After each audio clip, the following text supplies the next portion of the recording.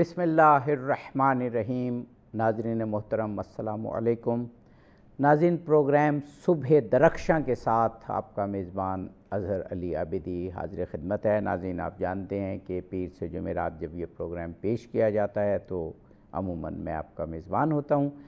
ہمارے موضوع آپ یقیناً جانتے ہیں، آپ کے جانے پہچانے کہ اسلامی تعلیمات، محمد و آل محمد علیہ السلام کی تعلیمات ہمارے موضوعات کا محور ہیں، لیکن ہم ان کو اس طرح سے پیش کرتے ہیں، ایسے دانشور، ایسے علماء کرام کو ہم دعوت دیتے ہیں کہ ہماری تربیت ہو سکے، ایسی آگہی حاصل ہو، ایسے علوم سے ہم آشنا ہوں اور اس طرح کی باتیں ہم اپنے علماء اور دانشوروں سے سنیں کہ ہماری دنیا بھی بہتر ہو اور دین بھی بہتر ہو۔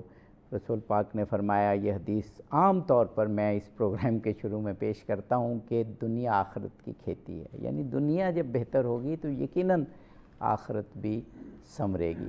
ہمارے پروگرام کے عموماً موضوعات تربیت کے گرد گھومتے ہیں۔ آج تو براہ راست ایک ایسا موضوع ہے جو یقیناً ہمارے دلوں کے قریب ہے، کیونکہ یہ عبد اور معبود سے رابطے کا موضوع ہے، اور وہ جو خداوند قدوس نے کہا کہ میں تمہاری شہرک سے بھی قریب ہوں، تو یہ موضوع بھی اسی طرح کا ہے۔ امیر المومنین حضرت علی ابن ابی طالب علیہ السلام کی ایک دعا ہے، دعائے کمیل، جسے دعائے خضر بھی کہا جاتا ہے۔ یہ آپ نے اپنے ایک صحابی حضرت کمیل کو تعلیم کی تھی، اور یہ عبد اور معبود کے درمیان، بندے اور اس کے خالق کے درمیان ایک ایسا پرکیف رابطہ پیدا کرتی ہے کہ جن احباب نے، جن مومنین و مسلمین نے اس دعا کو ایک بار پڑھا ہے اور اس کی لذت سے آشنا ہو گیا ہے تو پھر اس دعا سے وہ کبھی دور نہیں ہوا۔ کیا امیر المومنین علی ابن ابی طالب تو ویسے ہی فصاحت و بلاغت کے میدان کے شاہ سوار ہیں، اس اقلیم سخن کے فرما رواں ہیں، اور پھر خلوص اللہ تعالیٰ کے ساتھ وہ تو دنیا مانتی ہے کہ آپ اس کی ایک بہترین مثال ہیں۔ تو آپ نے کیسے اپنے خوبصورت پرخلوص خالص الفاظ کے ذریعے اللہ سے رابطہ جوڑا ہے، اس پر گفتگو ہوگی۔ دعائے کمیل کے حوالے سے ہمارے ساتھ جناب مولانا محمد طلحہ علوی صاحب موجود ہیں، صاحب مطالعہ نوجوان عالم دین ہیں۔ آپ چینلز پر اور سوشل میڈیا پر ان کو بہت دیکھتے ہیں اور یقیناً آشنا ہیں۔ ہمارے ساتھ ایک اور علمی شخصیت موجود ہیں، جناب مولانا سید اعجاز حسین موسوی صاحب قبلہ۔ آپ ہمارے ملک کے نامور خطیب ہیں اور آپ ایک بڑی اہم مسجد میں امام جمعہ و جماعت ہیں، اور آپ کے خطبات جمعہ اور خطابات بہت دور دور تک سنے جاتے ہیں اور لوگ استفادہ کرتے ہیں۔ دونوں شخصیات کو میں خوش آمدید کہتا ہوں۔ جناب مولانا محمد طلحہ علوی صاحب، ابھی میں نے جو ذکر کیا اپنے انٹرو میں کہ مولا علی علیہ السلام جو فصاحت و بلاغت کا بھی کہ شاہ سوار ہیں، مرقع ہیں، اور خود وہ مولانا روم نے کہا تھا نا کہ اخلاص عمل ازلی آموز، کہ اگر اخلاص عمل دیکھنا ہے تو پھر علی کو دیکھو، علی سے سیکھو۔ تو یہی جب اللہ کے ساتھ رابطہ ہوتا ہے تو یہی کہ الفاظ کا شایان شان ہونا اور الفاظ کا پرخلوص ہونا، یہ اگر ہو جائے تو اللہ سے پھر جو رابطہ ہوتا ہے وہ بہت پرکیف ہوتا ہے۔ بتائیے۔ بسم اللہ الرحمن الرحیم، الصلاۃ والسلام علی رسولہ الکریم وعلی آلہ واصحابہ اجمعین، اما بعد۔ بہت شکریہ، آپ نے مدعو کیا۔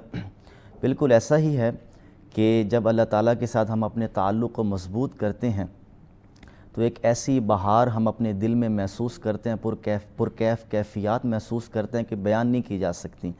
جیسا کہ دعائے کمیل کے حوالے سے ہم بات کر رہے ہیں، اگر میں اس پر بات کروں تو سیدنا علی علیہ السلام کے بارے میں آپ نے عرض کیا، آقا علیہ السلام کے بعد افصح العرب کا ٹائٹل مولا علی کی ذات کے لیے ہی اچھا لگتا ہے۔ بے شک۔ نہج البلاغہ میں ہم مولا علی کے خطبات دیکھیں، اس کے علاوہ ہم مولا علی کی اس دعا کو بھی دیکھیں تو غیر معمولی ہمیں فصاحت و بلاغت ان کلمات میں، ان کلام کے اندر ہمیں نظر آتی ہے۔ جہاں تک دعائے کمیل کا تعلق ہے تو اس میں آپ یہ دیکھیں کہ دعائے کمیل جہاں سے شروع ہو رہی ہے اس میں ہمیں اللہ تعالیٰ سے دعا مانگنے کا طریقہ سکھایا جا رہا ہے کہ اللہ سے دعا مانگنی کیسے ہے، اس کی حمد و ثنا ہے، اس کے بعد اپنی عاجزانہ اپنے آپ کو عاجز کر کے اللہ کے سامنے پیش کرنا۔ تو میں یہ سمجھتا ہوں کہ مولا کائنات کی اس دعا میں ہمیں آداب دعا سکھائے جا رہے ہیں، جس طرح مولا علی نے سیدنا کمیل کو یہ آداب سکھائے تھے اور خود کو مخاطب کر کے کہ میں اللہ کی بارگاہ میں یہ عرض کروں، جیسا کہ ہمیں سکھانے کے لیے تھا۔ اللہ نے تو آپ کو ان برائیوں سے پاک رکھا ہے، لیکن ہمیں سکھانے کے لیے، سمجھانے کے لیے سیدنا علی نے جس طرح ماں بچے کو سمجھاتی ہے، مولا علی نے سیدنا کمیل رحمہ اللہ کو اس طرح وہ دعا سکھائی ہے کہ عبد اور معبود کا تعلق قائم ہوتا ہے۔ اور میں اس میں ایک چیز ایڈ کروں گا آپ کی اجازت سے کہ دعا ہی اللہ کو حاصل کرنے کا واحد ذریعہ ہے۔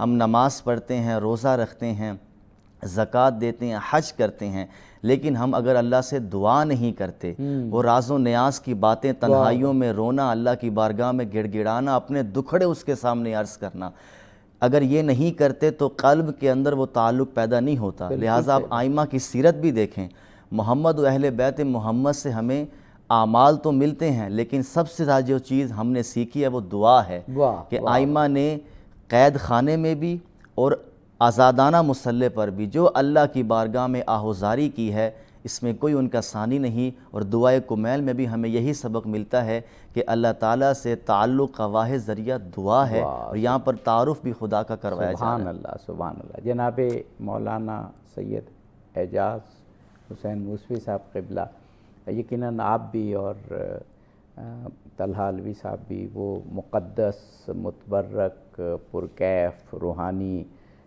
الفاظ بھی ہمیں سنائیں گے کہ جو مولا کائنات نے خدا کے حضور پیش فرمائے، لیکن ہم یہ بھی چاہیں گے کہ اس دعا کا سگنیفیکینس، یعنی ہم نے دیکھا، اپنے بچپن سے دیکھا کہ ہم جن محافل میں جاتے ہیں اور دعائے کمیل پڑھتے ہیں، تو دعائے کمیل پڑھتے ہوئے اس محفل میں جو رقت، جو خلوص، جو قلب کی گہرائی کے ساتھ ایک وہ کیفیت اللہ کے ساتھ رابطے کی پیدا ہوتی ہے، بہت کم دیکھنے میں آتی ہے۔ یعنی ایک بے خودی کی کیفیت ہوتی ہے جب بڑے اچھے خوش الہان قاری دعائے کمیل پڑھ رہے ہوں اور مولا کائنات کے الفاظ کے ذریعے اللہ کو مخاطب کر رہے ہو۔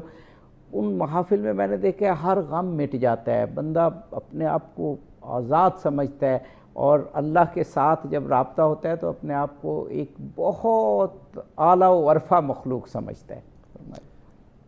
بسم اللہ الرحمن الرحیم۔ حضرت صاحب، مولانا صاحب نے کافی بہتر طریقے سے تشریح کرنے کی کوشش کی۔ آپ دعائے کمیل کے اوصاف میں سے دیکھ لیں کہ مولا کائنات نے خدا سے رابطہ کرنے کا طریقہ کس طرح بتایا۔ سب سے پہلے وہ جملے بتائے جس میں خدا کی قدرت کو بیان کیا۔ واہ واہ۔ جب ہم کسی کی قدرت کو بیان کرتے ہیں اور خدا سے جو خدا کا جو احسانات ہم پہ ہیں، ان کا جو لطف ہم پر ہے، احسان ہے، کرم ہے، کس حد تک خدا ہم سے محبت کرتا ہے، یہ چیزیں جب ہماری سمجھ میں آ جائے پھر دعا مانگنے کا لطف آتا ہے۔ جیسے حدیث قدسی میں حضرت آدم سے خداوند عالم نے فرمایا تھا کہ آدم، جب بندہ عبادت کرتا ہے میری، تو وہ اس طرح عبادت کرتا ہے جیسے میرے علاوہ بھی اس کے خدا ہوں، لیکن جب بندہ مجھے پکارتا ہے تو میں اس بندے کو اس نظر سے دیکھتا ہوں جیسے کائنات میں واحد یہ میرا بندہ ہے۔ ایک مرتبہ ہم خدا کی درگاہ میں دعا کو، ہاتھوں کو اٹھا کے دعا تو مانگ لیں۔ ہم جس طرح مولا کائنات نے دعائے کمیل میں ہمیں کس طرح سکھائے، سب سے پہلے تو بتایا کہ اس ذات الہی کا شکر ہے، دعا ہے، اس ذات سے مانگو جو ہم پہ رحم کرنے والا ہے، جو احسان کرنے والا ہے۔ اسی لیے مولا کائنات دعائے کمیل کا ایک جملہ ہے، ارحم من رأس مالہ الرجا۔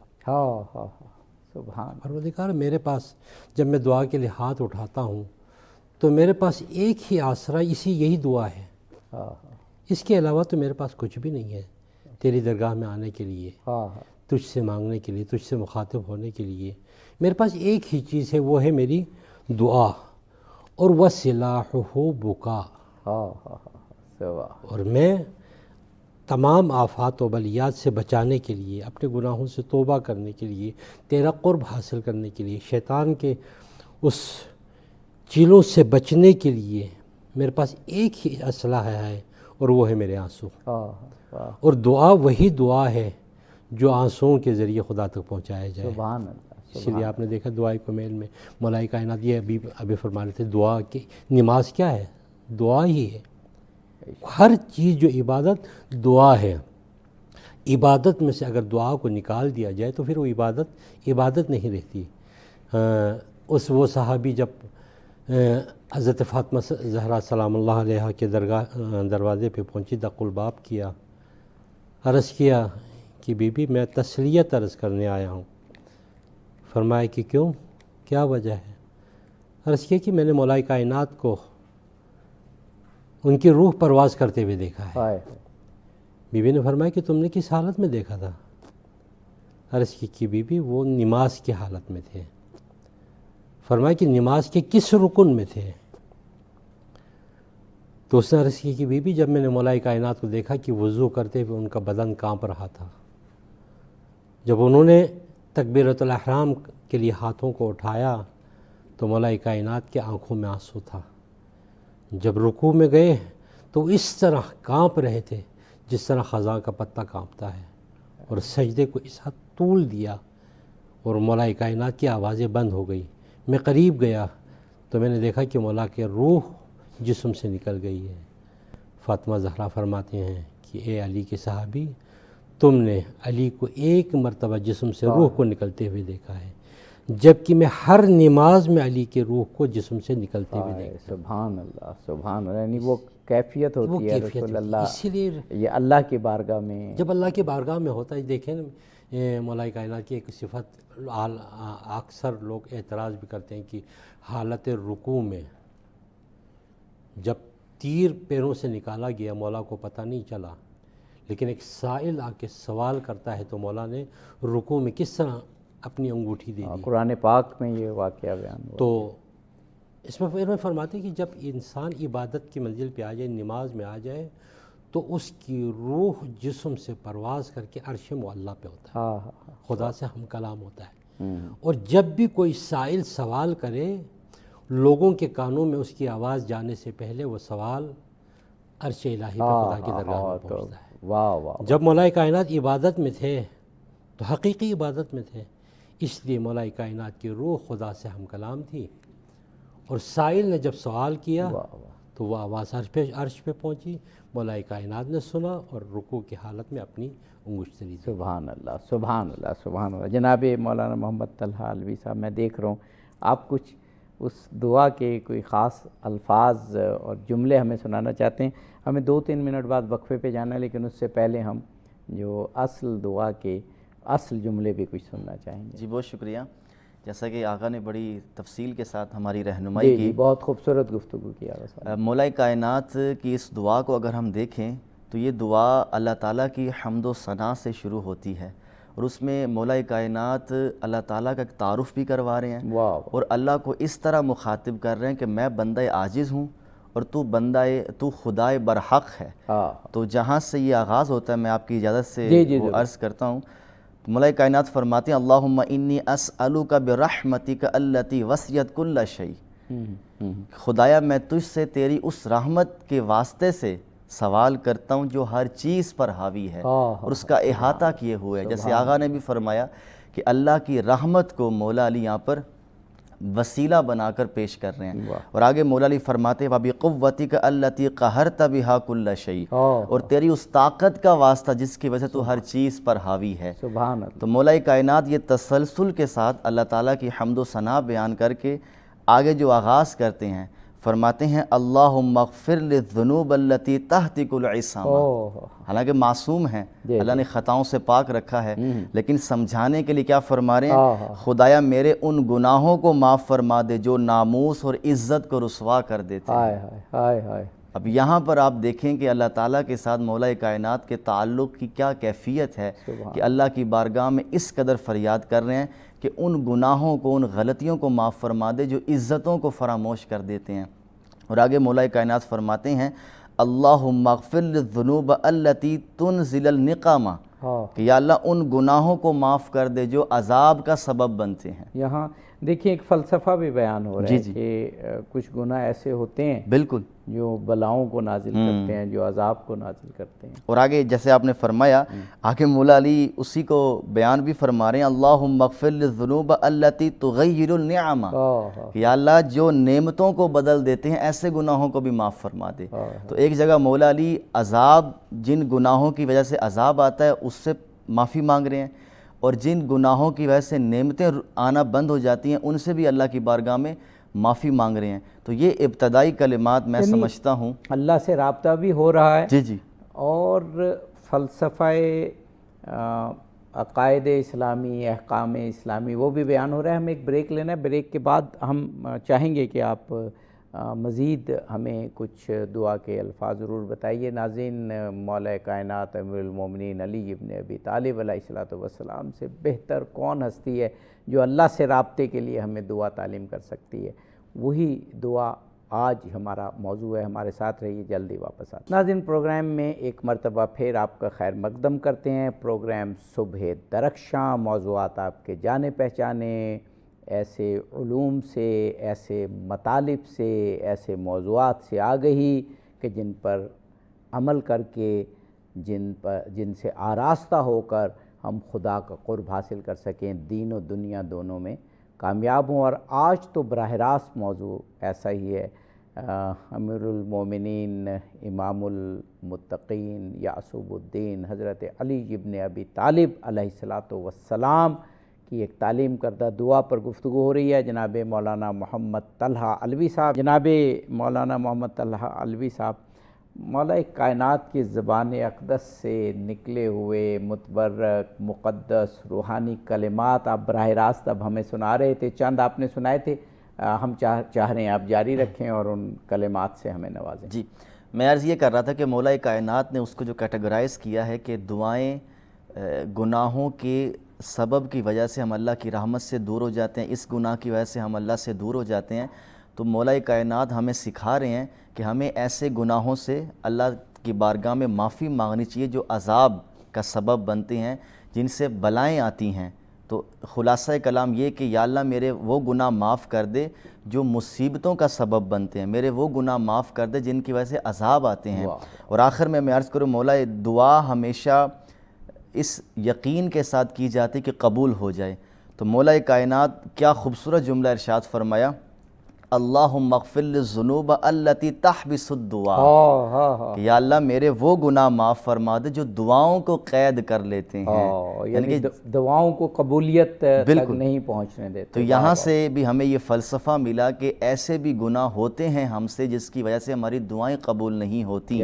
تو یہاں مولا کائنات کتنا بڑا سبق ہمیں سکھا رہے ہیں کہ ہمیں اللہ کی بارگاہ میں سر بسجود ہونا چاہیے، اس کی نافرمانی سے بچنا چاہیے، کہ اللہ کی نافرمانی سے دعا کی قبولیت کے دروازے بھی بند ہو جاتے ہیں۔ اور آگے مولا کائنات فرماتے ہیں اللہم اغفر للذنوب التی تنزل البلاء، کہ یا اللہ میرے وہ گناہ بھی معاف فرما دے جو مصیبتوں کے نزول کا سبب بنتے ہیں، کہ گناہوں کی وجہ سے مصیبتیں بھی آتی ہیں۔ آج آپ دیکھ لیں کہ ہر مسلمان پریشان حال ہے، اور ہم پریشانی کی وجہ دوسروں کو سمجھتے ہیں، چاہے دل میں پریشانی ہو، دماغ میں پریشانی ہو، کوئی بیماری آ جائے، گھر میں کوئی مسئلہ پیدا ہو جائے، تو ہمیں یہ دیکھنا چاہیے کہ کہیں نہ کہیں اللہ کی کوئی نافرمانی ہوئی ہے، محمد و اہل بیت محمد کا بتایا ہوا کوئی حکم ہم نے چھوڑا ہے جس کی وجہ سے بطور آزمائش ہمیں اس مصیبت میں ڈالا گیا ہے۔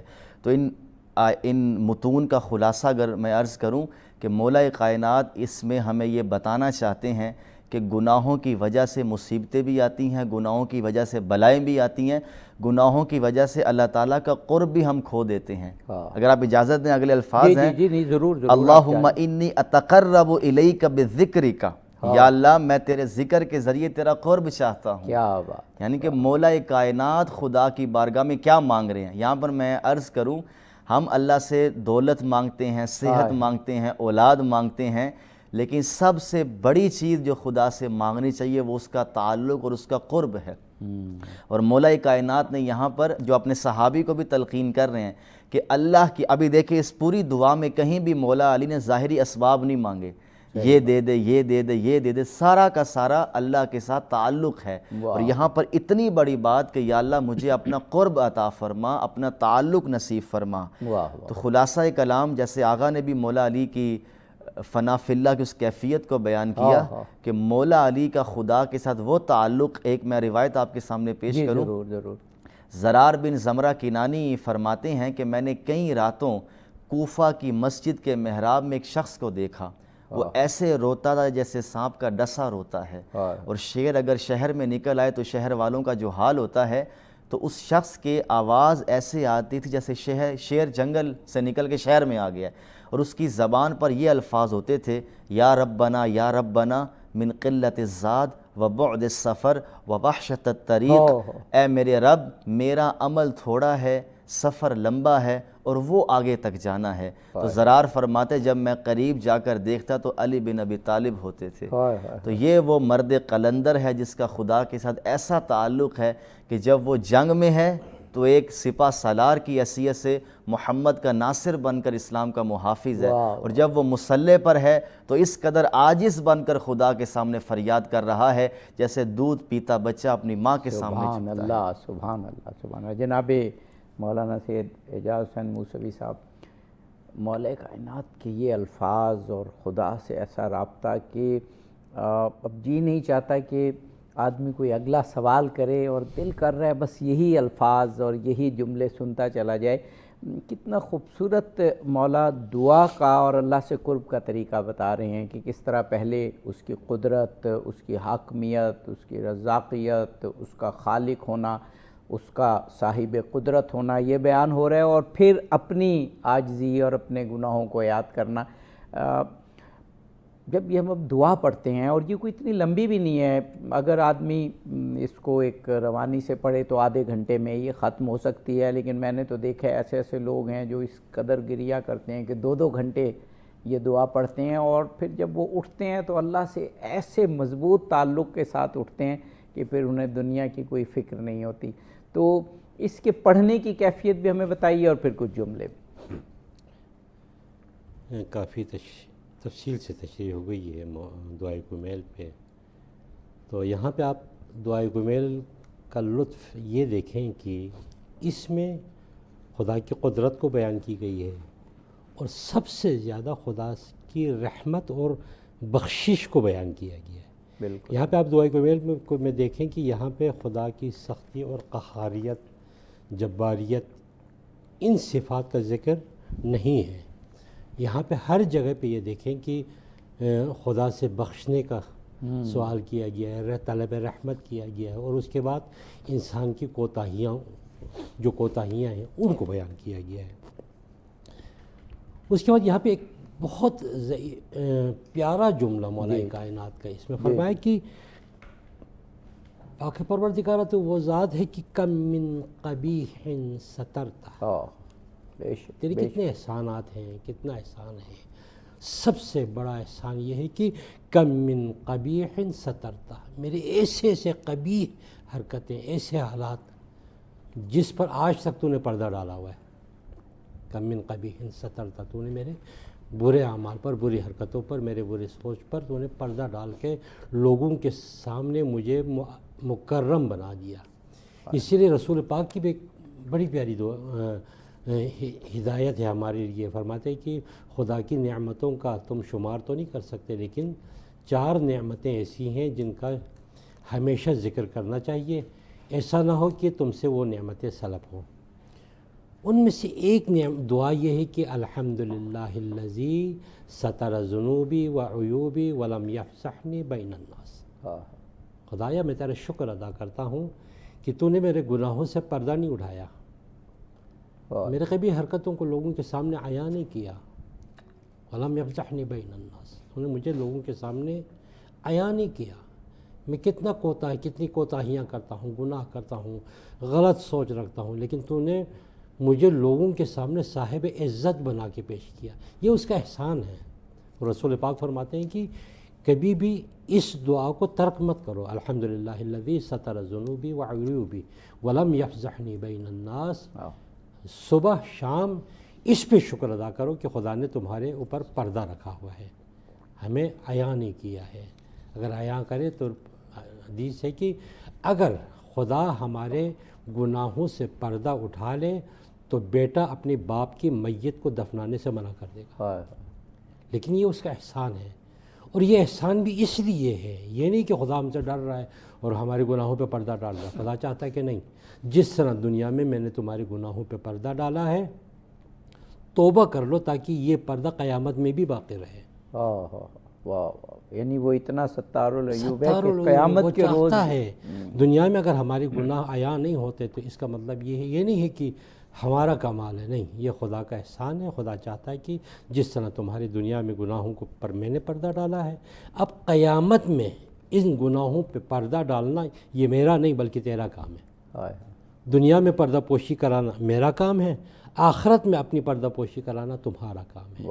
اس لیے فرمایا کم من قبیح سترتہ، مولا کائنات فرماتے ہیں کہ کم من قبیح سترتہ، میرے کتنے برے کاموں کو تو نے پردے کے ذریعے چھپا کے رکھا، وَكَم مِّن فَادِحٍ مِّنَ الْبَلَاءِ عَقَلْتَ، کتنے بلاؤں سے تو نے ہمیں بچا کے رکھا ہے، کتنی بلائیں ایسی ہیں جو آنا چاہتی میرے قریب آئیں لیکن انہیں مجھے بچا کے رکھا ہے۔ وَكَم مِّن عِصَارٍ وَقَّيْتَهُ، میں آپ کو ایک واقعہ سناتا ہوں۔ حضرت اسمعی صحابی ہیں، وہ کہتے ہیں کہ رات کا ایک پہر تھا،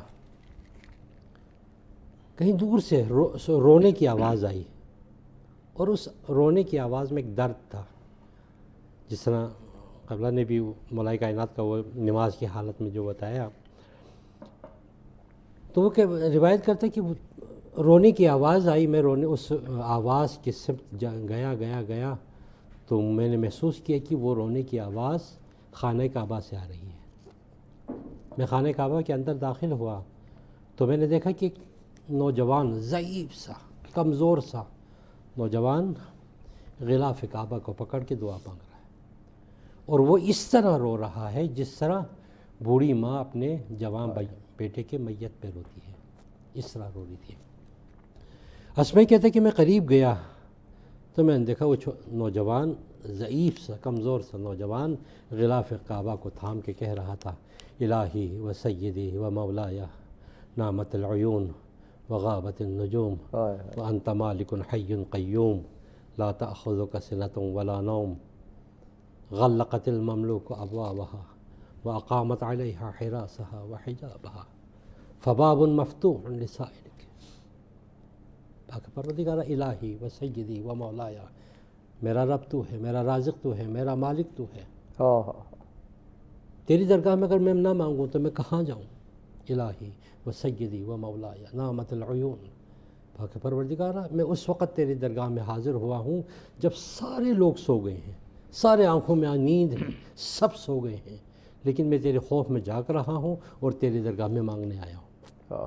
نامت العیون وغابت النجوم، اور سارے ستارے بھی رات بھر عبادت کر کے ٹمٹماتے ہوئے ستارے بھی ڈوب گئے ہیں، تیری عبادت سے عبادت کر کر کے صبح طلوع کو قریب ہے اور ستارے بھی ڈوب گئے ہیں، لیکن میں ضعیف بندہ تیری درگاہ میں دعا مانگ رہا ہوں۔ غابت النجوم نامت العیوم انت حی مالک حی قیوم لا تأخذک سنۃ ولا نوم، سب سو گئے ہیں لیکن تو نہیں سوتا، سب اپنے بستروں پہ آرام کرتا ہے، لیکن واحد تیری ذات ہے جو اس انتظار میں ہے کہ کوئی مجھ سے مانگنے کے لیے شب کے وقت اپنے ہاتھوں کو بلند کرے۔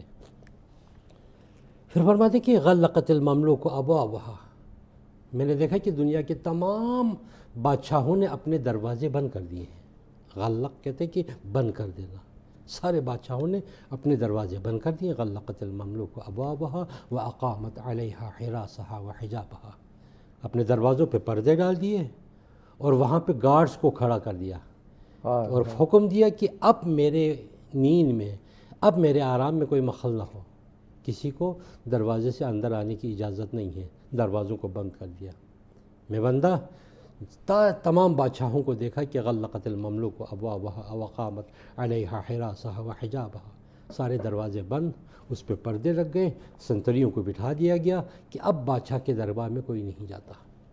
غلقت المملوک ابوابها وقامت علیہا حراسها وحجابها فباب مفتوح للسائل، اور تیرا دروازہ ہے کہ جو سارے بادشاہوں کے دروازے بند، سارے وزرائے مملکت کے دروازے بند، صرف باب مفتوح للسائل، صرف تیرا دروازہ کھلا ہے تاکہ کوئی سائل آئے تو اس سوال کو پورا کرے اور اسے عطا کرے۔ انا سائل، فرماتے کہ میں تیرا سائل ہوں، غریب ہوں، میں غریب ہوں، مسکین، خاطئ، خطائی ہوئی ہے، گناہ ہوا ہے، اور تیری درگاہ میں طلب مغفرت کے لیے آیا ہوں۔ اور یہ جملے کہتے اسمعی کہتا کہ وہ نوجوان اس حد تک اس نے گریہ کیا کہ اس کی چیخیں بلند ہو گئی، اور آہستہ آہستہ اس کی چیخ بند ہو گئی۔ میں قریب گیا تو دیکھا کہ وہ ہوش میں نہیں بلکہ بے ہوش ہو گیا۔ جب میں نے اس کا سر اپنے گود میں اٹھایا، اب میں نے دل چاہا کہ میں دیکھوں کہ اس طرح اس اندھیری رات میں نصف شب خدا کی درگاہ میں مانگنے والا، اس طرح گڑگڑانے والا کون ہے۔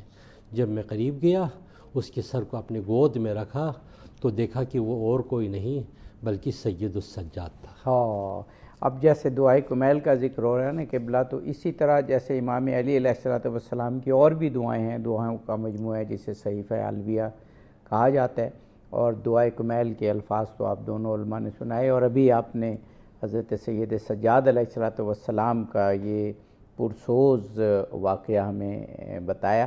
تو خود سید سجاد کی دعاؤں کا مجموعہ صحیفہ سجادیہ بھی ہے، اس پر بھی انشاءاللہ کبھی بات کریں گے، کچھ ہم کرتے بھی رہے ہیں، لیکن دعائے کمیل کے مزید بھی ہمارے پاس وقت ہے، ہم وقفے کے کمیل کے مزید کچھ جملے سننا چاہیں گے تاکہ وہ تشویق پیدا ہو۔ جو حضرات تو پڑھ چکے ہیں وہ تو اس کو چھوڑ نہیں پاتے، جنہوں نے نہیں پڑھی آپ کے جملے آپ کے ذریعے سن کے، اور وہ بھی خدا کے دربار میں حاضر ہو جائیں، لو لگائیں۔ ناظرین، ہم جلد ہی واپس آتے ہیں، ہمارے ساتھ رہیے۔ ناظرین، پروگرام میں ایک مرتبہ پھر آپ کو خوش آمدید کہتے ہیں۔ مولا کائنات، امیر المومنین، امام المتقین، یعصب الدین حضرت علی ابن ابی طالب علیہ السلام کی ایک بہت روحانی پرکیف دعا جو اللہ اور اس کے بندے کے درمیان ایک ایسا پرکیف رابطہ قائم کرتی ہے کہ پھر انسان خدا سے اور اس روحانیت سے جدا ہونے کے لیے تیار نہیں ہوتا۔ دعائے کمیل، اس پر گفتگو ہے۔ ہمارے ساتھ اپنے موضوع کے حوالے سے کمپیٹنٹ، مستند، معتبر علماء موجود ہیں، جناب مولانا محمد طلحہ علوی صاحب اور جناب مولانا سید اعجاز حسین موسوی صاحب۔ جناب مولانا محمد طلحہ علوی صاحب، کیا خوبصورت، میں اب دونوں علماء کرام کو واقعاً خراج تحسین پیش کرتا ہوں کہ اتنے خوبصورت جملوں کو آپ اتنے ہی خلوص کے ساتھ ادا فرما رہے ہیں اور ان کی ہمارے لیے تشریح فرما رہے ہیں۔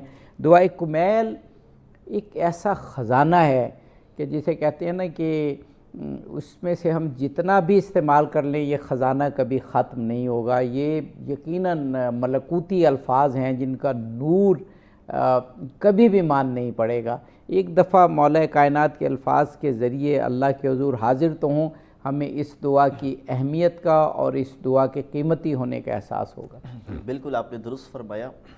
ہم اس دعا کو اگر مزید بھی دیکھیں تو اللہ تعالیٰ کے ساتھ جو راز و نیاز کی باتیں ہیں، اس کے ساتھ تعلق کی غیر معمولی کیفیت ہے۔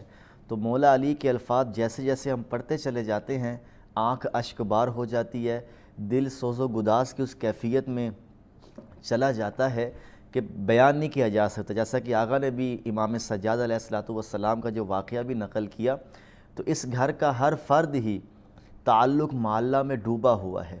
تو دعائے کمیل کی آپ نے بات کی، مزید مولا کائنات کی میں اس دعا کے الفاظ آپ کی گوش گزار کروں۔ ضرور ضرور۔ دعا کے اندر آپ یہ دیکھیں کہ مولا کائنات دعا بھی مانگ رہے ہیں، ہمارے عقیدے کی اصلاح بھی کر رہے ہیں۔ واہ واہ، کہ مانگنا کس سے ہے اور مانگنا کیسے ہے۔ واہ واہ۔ اب یہاں پر میں آقا کی اجازت سے یہ عرض کروں کہ فریقین کے ہاں وسیلہ جائز ہے، جی اشخاص کا بھی اور اعمال کا بھی، لیکن اس پوری دعا میں مولا علی نے صرف خدا کی رحمت کا وسیلہ پیش کیا، اس کی قدرت کا وسیلہ پیش کیا۔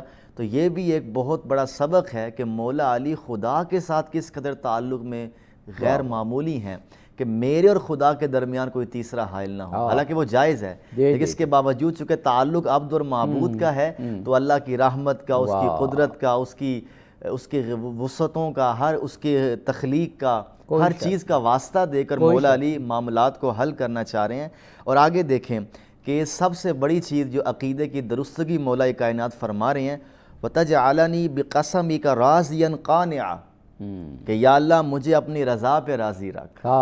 اس سے خوبصورت دعا کوئی نہیں ہے کہ آج ہم دیکھ لیں کہ تمام مصیبتیں اسی وجہ سے ہیں کہ توکل علی اللہ میں کمی ہے، کہ اللہ کے ساتھ وہ خلوص نہیں، وہ اخلاص نہیں، وہ توکل نہیں، وہ یقین نہیں۔ اور مولا کائنات اللہ عز و جل سے کیا مانگ رہے ہیں کہ یا اللہ وَتَجْعَلَنِي بِقَسَمِكَ رَاضِيًا قَانِعًا وَفِي جَمِيعِ الْأَحْوَالِ مُتَوَاضِعًا، کہ یا اللہ جو میرے نصیب میں ہے مجھے اس پہ راضی رہنے کی توفیق عطا فرما، اور تمام حالات میں مجھے متواضع قرار دے کہ میں اس پہ راضی رہوں، اس پہ قناعت پسندی اختیار کروں، بالکل ٹینشن فری ہو جاؤں۔ تو مولا کائنات اس دعا میں عقیدہ بھی ٹھیک کر رہے ہیں کہ اللہ کے فیصلوں پہ راضی رہنا سیکھیں۔ اور آپ جانتے ہیں کہ تقدیر ہے ہی اللہ کے فیصلے، تو اللہ کے فیصلوں پہ راضی رہنا یہ ایک بہت بڑی چیز ہے جو مولا کائنات ہماری اصلاح فرما رہے ہیں۔ مزید آپ مولا کائنات کو دیکھیں اور کیا کمال مولا علی نے جملہ بولا، اللہم واسألک سؤال من استشد وأقتہ، سبحان اللہ۔ مولا علی فرماتے ہیں خدایا میرا تو اس سے اس شخص کی مانند سوال ہے جو فاقوں سے شدید ہے، کہ جس کے گھر میں کچھ نہیں ہے، میں ویسا بن کر تیری بارگاہ میں فریاد کر رہا ہوں۔ یہاں پر بھی ایک اشارہ ہے کہ اللہ کی بارگاہ میں اپنے آپ کو عاجز کر کے بندہ پیش یعنی میں وہ ہوں کہ جس کے پاس کچھ نہیں، بالکل، اور تو وہ ہے جس کے پاس سب کچھ۔ اشتدت فأقتہ، کہ اس قدر میرے گھر فاقے ہیں، اس قدر میں فاقوں کی زد میں ہوں کہ میرے پاس کچھ نہیں ہے، بس تو عطا کرنے والا ہے۔ تو یہاں ان دو جملوں میں مولا علی نے جو عقیدہ سمجھایا کہ ہمیں اللہ کے فیصلوں پہ راضی رہنا ہے اور اللہ کی بارگاہ میں اس قدر فریاد کرنی ہے۔ اس کو ایک مثال سے میں واضح کروں کہ فقیر لٹھے کا سوٹ پہن کر کبھی مانگنے نہیں آتا، کبھی وہ اپنی داڑھی بنا کر، اپنا امامہ سنوار کر، یا تلے والی کھیڑی آپ لے لیں، کوئی اس طرح بن ٹھن کے وہ نہیں آتا۔ فقیر بھی گھر میں جب مانگنے آتا ہے تو پھٹے پرانے کپڑوں کے ساتھ مسکین شکل بنا کر وہ ہم سے مانگتا ہے۔ تو مولا علی یہاں پر اسی کی طرف اگر میں اشارہ کروں کہ اللہ کے سامنے اس قدر ہمیں گڑ گڑانا ہے کہ ہم کچھ بھی نہیں ہیں خدا کے سامنے۔ امام سجاد کی طرف الفاظ منسوب ہیں کہ فرماتے ہیں انت ربی الجلیل وانا عبدک الذلیل، کہ اے رب تو میرا عزتوں والا رب ہے اور میں تیرا عاجز بندہ ہوں۔ تو اس قدر مولا علی کے الفاظ ہم دیکھیں کہ وہ دعا بھی ہمیں سکھاتے جا رہے ہیں اور عقائد کی درستگی بھی ہماری کرتے جا رہے ہیں۔ بے شک بے شک بے شک۔ جناب مولانا آپ سے میں گزارش کروں گا کہ مولا کائنات کے جیسے علوی صاحب قبلہ نے الفاظ کے ذریعے ہمیں خداوند قدوس کے بارگاہ میں حاضر ہونے کی جو مولا علی ہمیں وصیت فرما رہے ہیں، نصیحت فرما رہے ہیں، طریقہ سلیقہ قرینہ سکھا رہے ہیں، وہ ظاہر ہے کہ ختم مرتبت نے تو فرما دیا تھا نا، میں شہر علم ہوں اور علی اس کا دروازہ، وہ مولا علی سے بہتر اور کون بتائے گا۔ آج دنیا میں جتنی نفسہ نفسی اور عدم اطمینان ہے، آپ ایسٹ دیکھ لیں، ویسٹ دیکھ لیں، امیر دیکھ لیں، غریب دیکھ لیں، کوئی بھی ہمیں مطمئن دل نظر نہیں آتا۔ لیکن اس دعا میں جب ہم ایک مرتبہ وارد ہو جائیں، اور میں نے دیکھا ہے، مشاہدہ کیا ہے جن محفلوں میں یہ پڑھی جاتی ہے، جیسے کہ ذکر بھی ہوا کہ دعا جیسے جیسے آگے بڑھتی ہے اسی طرح لوگوں کی قلبی کیفیت تبدیل ہوتی چلی جاتی ہے، اللہ سے راز و نیاز اور اللہ کی قربت بڑھتی ہے، اور ایک عجیب سیٹسفیکشن پیدا ہو جاتی ہے ان میں، جو دنیا کی کسی اور چیز میں اس وقت ہمیں نہیں ملتی۔ دعائے کمیل کے بارے میں جب ہم حوضے میں پڑھتے تھے جی تو ہم نے خود میں مشاہدہ کیا ہے کہ دعائے کمیل پڑھتے تھے تو وہاں سے کچھ افراد اس حد تک گریہ کرتے تھے کہ ان پر بے ہوشی طاری ہوتی تھی۔ اور ظاہر بات آپ نے دیکھا کہ وہاں پہ دعا جو پڑھتے ہیں صاحب تقویٰ، صاحب عالم پڑھتے ہیں، جب دعا صاحب تقویٰ پڑھنے لگے، جو دعا پڑھنے کے آداب میں بھی سے یہی ہے نا کہ پہلے اپنے گناہوں کے ذریعے زبان کو پاک کرو، اس کے بعد دعا مانگو، خدا کی درگاہ میں حاضر ہونے کے لیے بھی تیاری کرو۔ سید السجاد کا یا مولا کائنات کا وہ جملہ نہیں ہے، جب امام کو اس حالت میں دیکھا تو امام نے فرمایا تھا کہ تمہیں نہیں پتہ کہ میں کس ہستی کے سامنے کھڑا ہونے جا رہا ہوں۔ بے شک بے شک۔ تو دعائے کمیل میں دیکھیں خدا کی تعریف بیان کی، خدا کی قدرت بیان کی اور اپنی تقصیروں کو بیان کیا۔ آخر میں آخری الفاظ میں اگر آپ مشاہدہ کریں تو مولا کائنات فرماتے کہ پاک پروردگارہ اب میں آیا ہوں، وقت اتیتک یا الہی، پاک پروردگار تیری درگاہ میں آیا ہوں۔ کس طرح؟ وقت اتیتک یا الہی بعد تقصیری، اتنے گناہوں کے بعد، اتنے کوتاہیوں کے بعد، اتنی غلطیوں کے بعد۔ جب دیکھیں بچہ بھی گھر سے باہر جاتا ہے، ہر غلطی کرنے کے بعد واپس پلٹ کے کہاں پہ آتا ہے؟ اپنی ماں کی گود میں ہی آتا ہے۔ اسی طرح ہم میں بھی بھٹک گیا تھا، ہم باہر چلے گئے تھے، تیری تقصیر کی، غلطیاں کی، اس کے بعد وقت اتیتک یا الہی، پاک پروردگارہ اب ہم تیری درگاہ میں پلٹ کے آئے ہیں، بعد تقصیری، تقصیر کرنے کے بعد، واسرافی علی نفسی، اپنے نفس پر ظلم کرنے کے بعد، گناہ کرنے کے بعد لوٹ کے آئے ہیں۔ تیری درگاہ میں نہ آئے تو پھر کہاں جائیں؟ اس امید سے آئے ہیں کہ معتذرا نادما، اعتراض کرتے ہیں ہم اعتراف کرتے ہیں، ہم عذر پیش کرتے ہیں کہ خدایا یہ گناہ ہم سے ہوا ہے، یہ غلطی ہم سے ہوئی، یہ نافرمانی ہم سے ہوئی، جس طرح کا تو عبادت چاہتا تھا وہ اس طرح ہم سے نہیں ہوا، نادمن، ہم پشیمان ہیں۔ اب اپنے گناہوں کو جرت کے ساتھ تیرے سامنے نہیں، اب پشیمان ہے، ہو گیا ہے، ہم سے غلطیاں ہو گئی ہیں، اب پشیمانی لے کے تیری درگاہ میں آئے ہیں، منکسرا مستقیلا، اگر تیری درگاہ میں نہ آئے تو ہم کہاں جائیں؟ تجھ سے نہ مانگے تو کس سے مانگیں؟ تجھ سے لو نہ لگائیں تو ہم کہاں جائیں؟ تیری درگاہ سے اگر نکل جائے تو پھر کہاں جائیں؟ مقرا مذعنا معترفا، ایک ایک گناہ کا ہم اعتراف کرتے ہیں۔ اسی لیے کہتے ہیں نا کہ نماز شب میں العفو 300 مرتبہ کیوں کہتے ہیں؟ استغفر اللہ 70 مرتبہ کیوں پڑھتے ہیں؟ اس لیے کہ ایک بندہ جب دن میں گناہ کر کر کے رات ہو جاتا ہے اور رات کے اندھیرے میں جب خدا کی درگاہ میں کھڑا ہو اور 300 مرتبہ العفو، عرفاء جو عالم اور عارف اور علماء ہیں وہ فرماتے ہیں کہ ہر ایک العفو پر اپنے گناہ کو یاد کرو، خدایا العفو، میں نے یہ گناہ کیا ہے، اب تو اسے معاف کر دے۔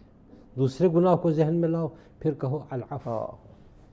اتنا بدبخت انسان تو کہیں پہ بھی نہیں ہوگا کہ جو دن میں 300 گناہ سے بھی زیادہ کر لے۔ خدا چاہتا ہے کہ ہمارے گناہ معاف ہو، اسی لیے مستحب ہے کہ آپ نماز شب میں 300 مرتبہ العفو کہیں، یعنی معاف کر دیں۔ خدا کی درگاہ میں جب اپنے گناہوں کا اقرار کرتے ہوئے معافی طلب کر دیتے ہیں تو ایک ماں جو خدا سے 1000 درجہ کم محبت رکھتی ہے وہ اپنے تقصیر والے بچوں کو معاف کر دیتی ہے، تو خدا کی درگاہ میں اگر ہم العفو کہیں تو کیا خدا ہمیں معاف نہیں کرے گا؟ بے شک بے شک۔ اس لیے خدا فرماتا ہے کہ اپنے نماز شب میں 300 مرتبہ العفو کہو۔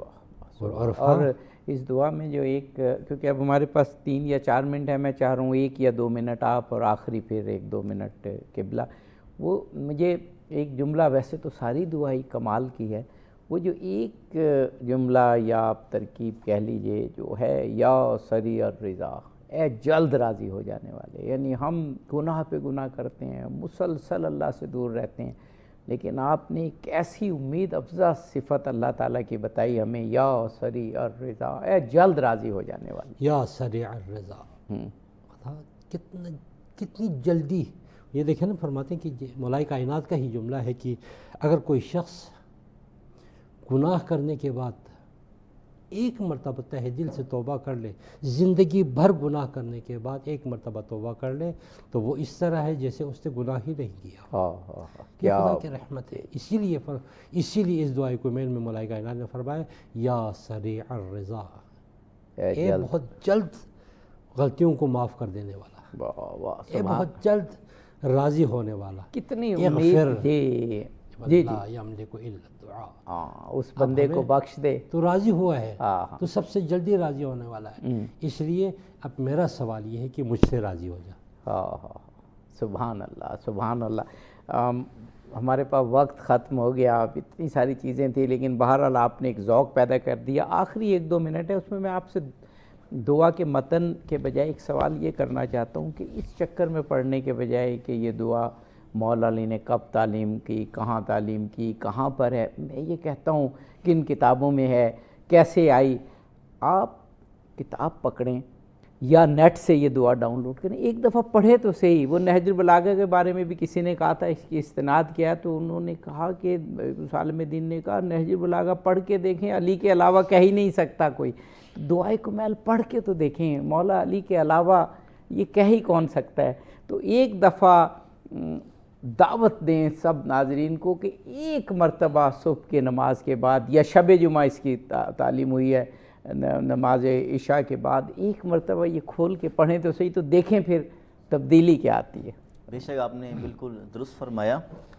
جیسا کہ آپ نے اس کی اسناد پر بات کی تو ہم اس بحث میں نہیں جاتے کہاں لکھی ہے، اس کی سند کیا ہے، کس راوی نے اس کو نقل کیا ہے، لیکن میں علم و عقل کے مسلمات کی روشنی میں یہ کہنا چاہوں گا کہ ہم اس دعا کے متن پر اگر غور کر لیں تو آپ اگر عربک لٹریچر کو دیکھنا شروع کریں تو یہ دعا ہمیں بتاتی ہے کہ یہ علی کے دور کا کلام ہے۔ اس کے اندر جو فصاحت و بلاغت ہے یہ زبان علی کے علاوہ کہیں سے صادر ہی نہیں ہو سکتی۔ تو مولا کائنات سے اس دعا کا ثابت ہونا تو عقلاً بھی ثابت ہے کہ یہ مولا کائنات کی زبان سے صادر ہوئی ہے۔ میں نے اس لیے کہا کہ بجائے ان بحثوں میں پڑھنے کے آپ کم از کم ایک دفعہ پڑھیں اور پھر دیکھیں تبدیلی کیا ہوتی ہے۔ بالکل ایسا ہی ہے۔ تو جب ہم اس دعا کو دیکھتے ہیں، اس کو پڑھتے ہیں، چاہے ہم تہجد کی نماز میں اس کا اہتمام کریں، صبح کی نماز کے بعد اہتمام کریں، یا جب بھی ہمیں موقع ملے اس دعا کو ہم پڑھنا شروع کریں، یقین کریں ایسے ایسے معاملات ہیں، ایسے ایسے غیب کے پردے ہیں جو اٹھنا شروع ہو جائیں گے۔ اور سب سے بڑی چیز جو میں نے خود بھی محسوس کی ہے، اللہ کے ساتھ تعلق کی وہ کیفیت آپ کو حاصل ہوگی کہ اس دعا کے پڑھنے کے نتیجے میں، یہ ذاتی تجربہ ہے کہ آپ معصیت سے ہٹیں گے، کبائر اور صغائر سے آپ توبہ کریں گے، چونکہ ان الفاظ میں بھی برکات ہیں کہ مولا کی زبان سے نکلے ہوئے الفاظ ہیں کہ آپ وہ تمام باتیں چھوڑ دیں گے جس سے محمد و اہل بیت محمد نے منع فرمایا ہے۔ تو اس برکت کو حاصل کرنے کے لیے کم از کم ایک بار ضرور پڑھیں۔ اتنی اچھی آپ نے بات کی کہ کچھ حاصل کریں گے وہ تو ہے ہی ہے، لیکن اس دعا کی برکت سے ہم اللہ کے نزدیک ہو کے وہ چیزیں چھوڑ دیں گے جو ہمیں اللہ سے دور کرتی ہیں۔ جناب مولانا محمد طلحہ علوی صاحب کے بلاب کا، جناب مولانا سید اعجاز حسین موسوی صاحب کے بلاب کا بے حد شکر گزار ہوں۔ کیا روحانی پرکیف اور وجدانی گفتگو آپ نے فرمائی۔ ناظرین، آپ نے دعائے کمیل پر 2 ہمارے بہترین علماء کے فرامین سنے، ان کی گفتگو سنی۔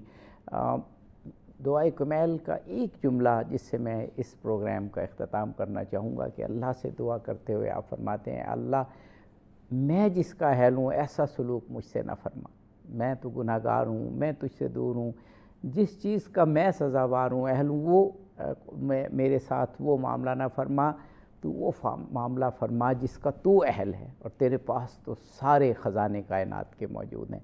اس دعا سے برکت حاصل کرنے کے لیے ہم ضرور اس کو پڑھیں اور اس کے مطالب پر بھی غور کریں۔ اس پروگرام سے اظہر علی عابدی کو اجازت دیجیے۔ فی امان اللہ۔